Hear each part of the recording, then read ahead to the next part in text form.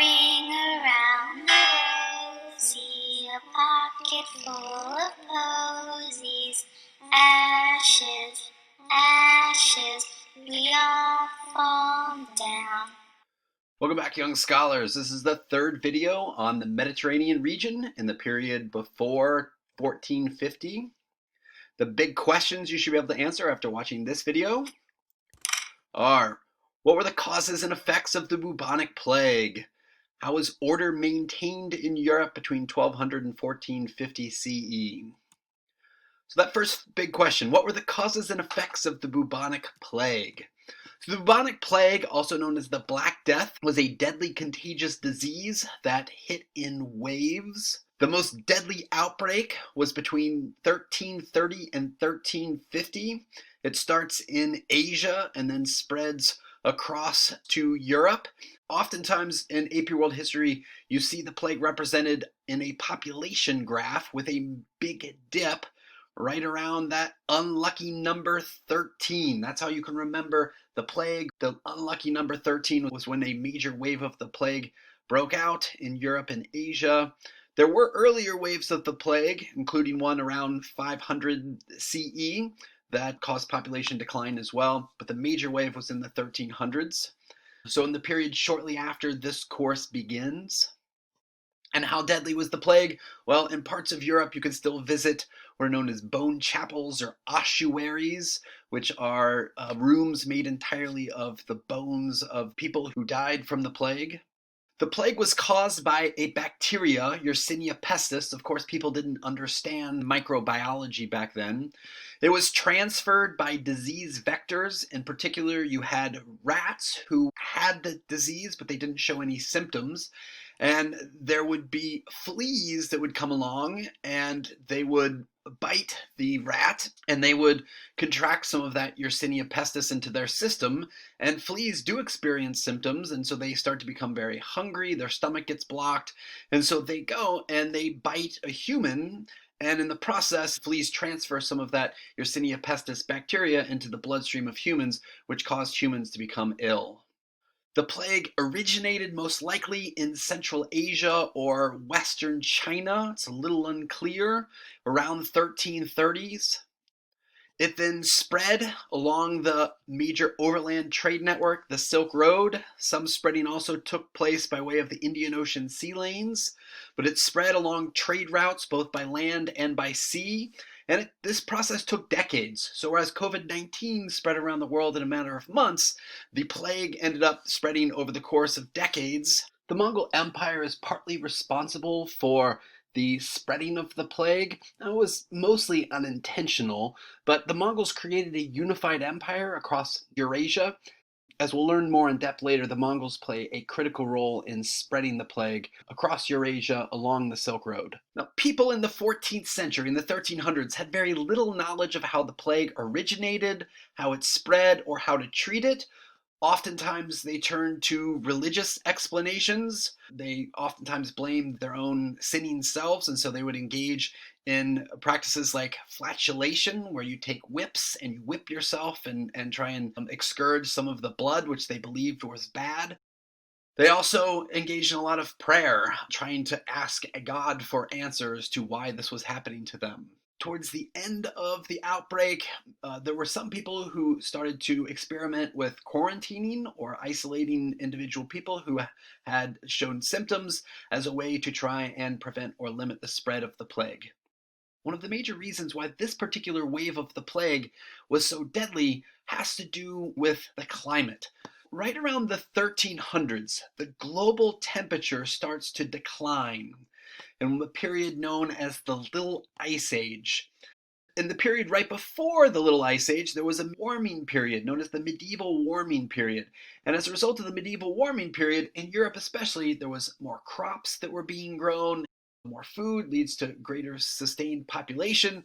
But once the temperature starts to decline and we start to have poor harvests, we end up with widespread famine and malnutrition.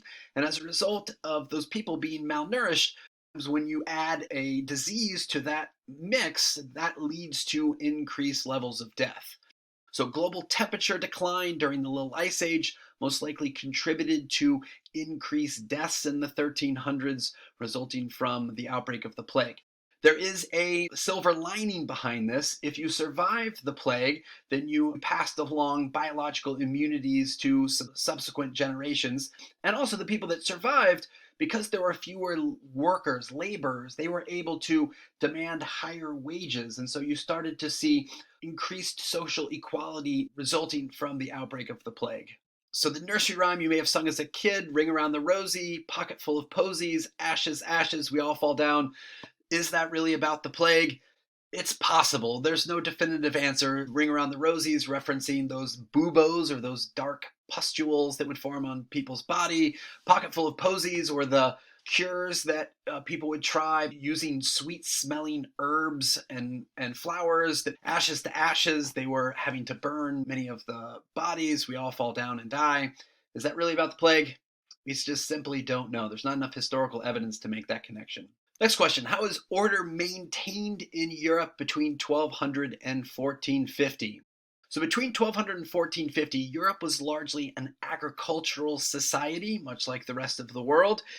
They were very dependent on free and coerced labor, which was established under a feudal or manorial system. So you didn't have as much slavery during this period of European history, but instead you have very low wage or coerced laborers who are working under this social economic system called feudalism. What is feudalism? So feudalism is a social system that is based upon a series of reciprocal relationships. Reciprocal means I give you something, you give me something in return. We create a system where we both are able to satisfy some needs that we each have. Related to that is this idea of manorialism. Manorialism is a system in which economic and social power is given to local lords that are possessing land, and land becomes a very valuable commodity in Middle Ages Europe because you need land in order to produce food, you need land in order to produce shelter, and in a society where there's no centralized power or authority, oftentimes people turn to this type of feudal system. A manor was land that was owned by a local lord. It usually contained a castle, a church, a village, and farmland. Feudalism is a social hierarchy. At the top of the social pyramid, you have the king or queen. Below the king or queen, you have noble lords. They oftentimes earn certain titles like dukes, earls, counts, barons. Below the noble lords, you have knights who are involved in protection. And then below the knights, you have your peasants, also known as serfs. The peasants and serfs are most responsible for producing food. So there's a series of reciprocal relationships. The king gives something to the noble lords give something in return, the noble lords give something to the knights give something in return, the noble lords give something to the serfs give something to the noble lords in return. What would the king offer to the noble lords? Well, they would offer land in the form of a fief. So the king gives land or fiefs to these noble lords. In turn, the noble lords would give a portion of that land to their knights. They would also give food, armor, weapons, and horses to their knights to be able to provide protection. Nobles would also give land, an area to farm to the serfs. They would also provide protection to them, and they would also give a right to keep a portion of the crops that the serfs were producing. In return for land, the nobles would give the kings their loyalty, and they would give knights for protection in the case that there would be a war that needed to be fought. The knights would give nobles loyalty and protection. In return, they would swear their loyalty or allegiance to their noble lord. The serfs would give nobles taxes, oftentimes most of the crops that they produced. The serfs would be able to keep a small percentage, oftentimes, of their crops in order to survive and live off the land. In medieval Europe, you also have the beginnings of these guilds, which were associations of craftspeople who were responsible for controlling the price and the quality and quantity of goods that were being produced by each manor. So for instance, in a town you might have shoemakers, people responsible for making shoes, and they would get together and they would form a guild, an association, and then they would decide, all right, what price are we going to sell our shoes at? What quality are we going to create for our shoes? And this is the beginnings of what would later become labor unions. Guilds increasingly started excluding women, so women who oftentimes produced handicrafts in their own home. They would spin and weave wool. Increasingly, women were excluded from some of those professions that involved artisanship, and so we see Europe increasingly embracing the forces of the patriarchy. One of the major associations or alliances that formed in Northern Europe at the time is known as the Hanseatic League. The Hanseatic League was an alliance of various cities and guilds that formed in this North Sea area, and the goal was to promote and to protect trade because there was piracy in this area. And so the idea was if these guilds and cities got together, they could create a more stable, safe place to protect and promote trade. Now, this is really the beginnings of what we'll later see as economic alliances between various European states. And most recently, in Europe, we see the formation of the European Union. And so you can trace the roots back of those economic alliances to this Hanseatic League, which forms in the 1400s. Western Europe was not in a good geographic location relative to some of the other spots in world history. We can keep the sheep quiet. Geographically, it was isolated from those major trade routes, including the Indian Ocean sea lanes, the Silk Road. And Western Europe, frankly, was not producing a lot of high-end luxury goods, especially compared to the silks and porcelains, for instance, coming out of China, or the spices coming out of India. The one resource that Western Europe possessed was wool, but wool is not a very good fabric relative to other fabrics like cotton and silk because it's heavy. Once it gets wet, it really takes a long time to dry. And so Western Europe wasn't as well connected to those trade networks, partly because there wasn't a good that was desired by places in other parts of the world. An important date in world history as we start to shift into our next period, 1453. The city of Constantinople, which was by that time all that had remained of the Byzantine Empire, which had been contracting, was finally conquered by Islamic Ottoman Turks. The Ottoman Turks busted holes into the walls of the city of Constantinople and conquered and took over the city. With Islamic states now controlling more of the eastern Mediterranean region, European explorers begin looking for new sea routes to Asia.